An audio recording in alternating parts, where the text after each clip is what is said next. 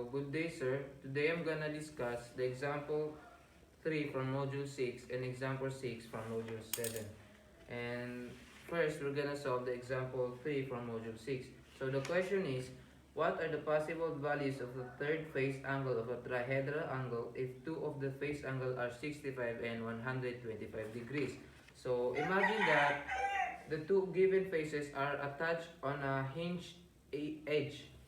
Let them lie on a plane so that the hinge is all the way open. The angles will then be adjacent angles in the plane. So it will become 65 degrees plus 125. 125 degrees is equals to 190.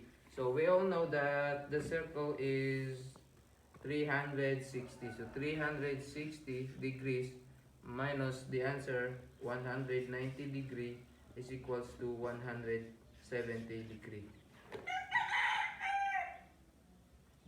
So that leaves 170. So that leaves 170 for the third phase. But since the phases are coplanar, that will not do.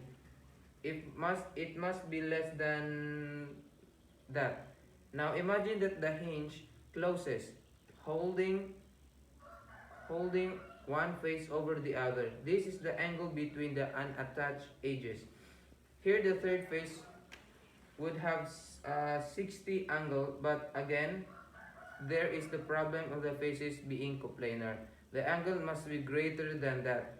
So it will become 60 degrees less than x and less than 170 degrees. So that's the final answer. 60 degrees less than x and less than 170 degrees.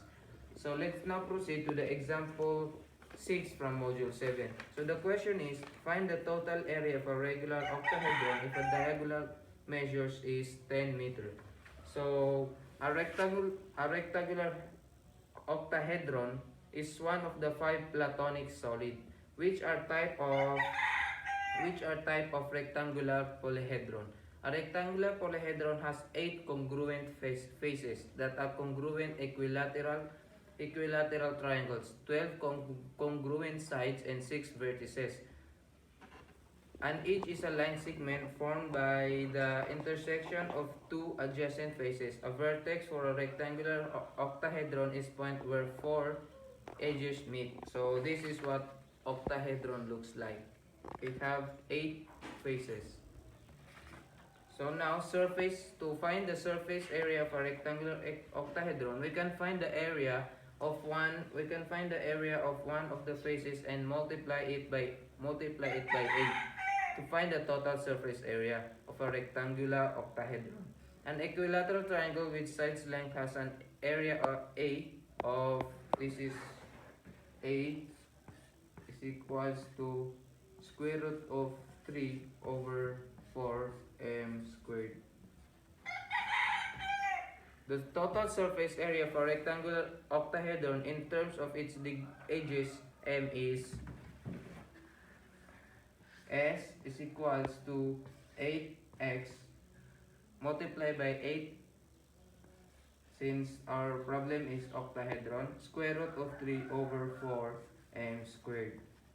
So it will become S is equals to 2 square root of 3 m squared.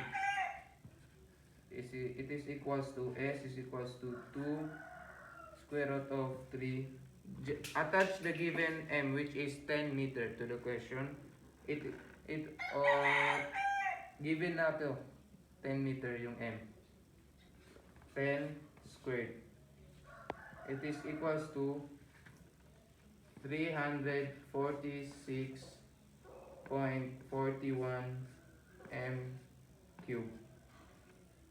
So this is the final answer. So that's for today. Thank you. I hope you understand some